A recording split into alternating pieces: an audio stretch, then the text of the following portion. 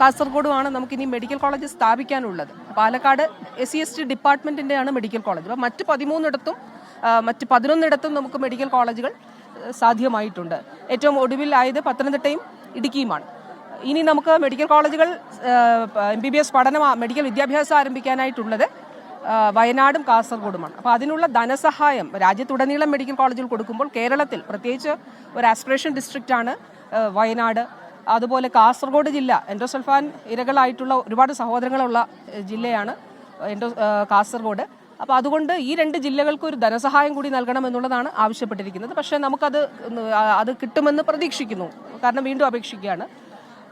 അതുകൂടാതെ ഇപ്പോൾ സംസ്ഥാനം മെഡിക്കൽ കൗൺസിൽ 10 കോടി രൂപ നൽകിയിട്ടുണ്ട് വയനാടിന് വേണ്ടിയിട്ട്. ആ 10 കോടി രൂപയിൽ ഈ പറഞ്ഞതുപോലെ മെഡിക്കൽ വിദ്യാഭ്യാസം ആരംഭിക്കുന്നതിന് വേണ്ടിയിട്ടുള്ള ക്രമീകരണങ്ങൾ അവിടെ ചെയ്യുകയാണ്.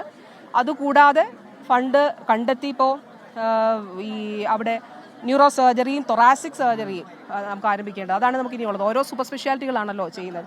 അപ്പോൾ വയനാട് ജില്ലയെ ഇതിൽ സ്വയം പര്യാപ്തമാക്കുക എന്നുള്ളതാണ്. ഈ സ്റ്റെപ്സ് ഓരോന്നും നമ്മൾ സ്വീകരിച്ചിട്ടുള്ള നടപടികൾ പരിശോധിച്ചാൽ മനസ്സിലാവും. അടുത്ത നമ്മുടെ ചികിത്സാപരമായിട്ടുള്ള ലക്ഷ്യം വയനാട്ടിനെ സംബന്ധിച്ച് പ്രധാനപ്പെട്ട കാര്യം തൊറാസിക് സർജറിയുമായി ന്യൂറോ സർജറിയുമായിട്ട് ബന്ധപ്പെട്ടിട്ടുള്ള വിഷയമാണ്. അപ്പോൾ അതിന് നമുക്ക് OTയും അവിടുത്തെ എക്യുപ്മെൻറ്റ്സ് ഉൾപ്പെടെ വേണ്ടതുണ്ട്. അതിന് ഏകദേശം 10 കോടി രൂപയ്ക്ക് മുകളിലാണ് എസ്റ്റിമേറ്റ് എടുത്തിട്ടുള്ളത്.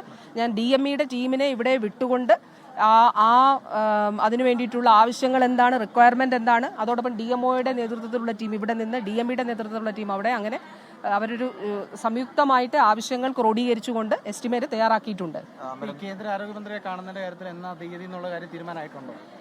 അല്ല, നമ്മൾ അപേക്ഷ കൊടുത്തല്ലോ. നമ്മൾ അപ്പോയിൻമെന്റിന് വേണ്ടി അനുമതി തേടിയിരുന്നു. ഇനി അവിടെ നിന്നുള്ള മറുപടിയാണ് പ്രതീക്ഷിക്കുന്നത്. ആ മറുപടി എന്നാണ് എന്നുള്ളത് നമുക്കൊരു അറിയിപ്പ് ഏതെങ്കിലും തരത്തിൽ ലഭിച്ചാൽ അത് സംബന്ധിച്ചിട്ടുള്ള നമുക്ക് കാണും. അത് കാണണം എന്നുള്ളത് തീരുമാനിച്ചു തന്നെയാണല്ലോ അനുമതി തേടിയത്. അപ്പോൾ ആ മറുപടിയോ ഏതെങ്കിലും അറിയിപ്പോ നമുക്ക് ലഭിച്ചാൽ തീർച്ചയായിട്ടും പോയി കാണും.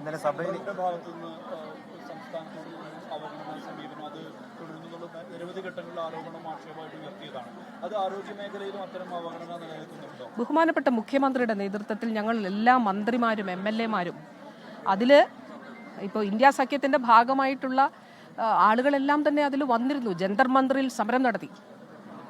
ആലോചിച്ച് നോക്കിയാൽ ഇപ്പോൾ കേരളത്തിൻ്റെ അല്ലെങ്കിൽ ഇന്ത്യയുടെ ഫെഡറൽ ചരിത്രത്തിൽ നമ്മൾ നടത്തിയതിൻ്റെ തൊട്ട് പിറകെ കർണാടകയുടെ മുഖ്യമന്ത്രിയുടെ നേതൃത്വത്തിൽ അവിടെ സമരം നടന്നു. അപ്പോൾ ഫെഡറൽ സംവിധാനങ്ങളെ ഫിനാൻഷ്യൽ ഫെഡറലിസത്തെ തകർക്കുന്ന നിലയിലുള്ള സമീപനങ്ങൾ വർത്തമാനകാല ഇന്ത്യയിൽ ഉണ്ടാകുന്നു എന്നുള്ള യാഥാർത്ഥ്യമുണ്ട്. അപ്പോൾ കേരളത്തെ സംബന്ധിച്ചിടത്തോളം 2023-24 വർഷത്തെ NHMൻ്റെ ഫണ്ട്, ആ ഫണ്ടിലെ ക്യാഷ് ഗ്രാന്റ് നമുക്ക് ലഭിക്കണം എന്നുള്ളത് നേരത്തെ ആവശ്യപ്പെട്ടിരുന്നു.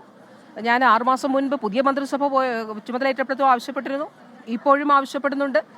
ഇതുകൂടാതെ ഈ ഫിനാൻഷ്യൽ സ്റ്റേറ്റ്മെന്റ്സും മറ്റു കാര്യങ്ങളും NHMൻ്റെ ഇതിൽ നിന്നും ആശയവിനിമയങ്ങൾ നടത്തിക്കൊണ്ടിരിക്കുന്നുണ്ട്. സെക്രട്ടറി തലത്തിലുള്ള ചർച്ചകൾ നടക്കുന്നുണ്ട്. സ്റ്റേറ്റ് മിഷൻ ഡയറക്ടർ പോയി നാഷണൽ മിഷനുമായിട്ട് ചർച്ചകൾ നടത്തുന്നുണ്ട്. അപ്പോൾ തീർച്ചയായിട്ടും കേരളത്തിന് അർഹമായിട്ടുള്ള നമുക്ക് അന്ന് ലഭിക്കാതെ ഇരുന്ന ആ തുക നമുക്ക് ലഭിക്കണമെന്നുള്ളത് ഇപ്പോഴും നമ്മൾ ഉന്നയിക്കുന്ന ആവശ്യമാണ്. അവിടെ കാർഡിയോളജി ഡോക്ടർമാർ, അതായത് ഒരു കാർഡിയോളജി ഡോക്ടർ മാത്രമാണ്. പുലർച്ചെ മുതൽ ഡോക്ടർമാർ രോഗികൾക്ക് കൊടുക്കുന്ന സാഹചര്യം. അപ്പം 2 ഡോക്ടർമാരെ കൂടി നിയമിത ഒരു ആവശ്യം ആരോഗ്യ അറിയിച്ചത് പരിഗണിച്ചില്ല. അപ്പോൾ ആ കാര്യത്തിൽ ആർദ്രത്തിന്റെ ഭാഗമായിട്ടാണ് ഒരു ജില്ലാ ആശുപത്രിയിൽ കാർഡിയോളജി തുടങ്ങിയത്.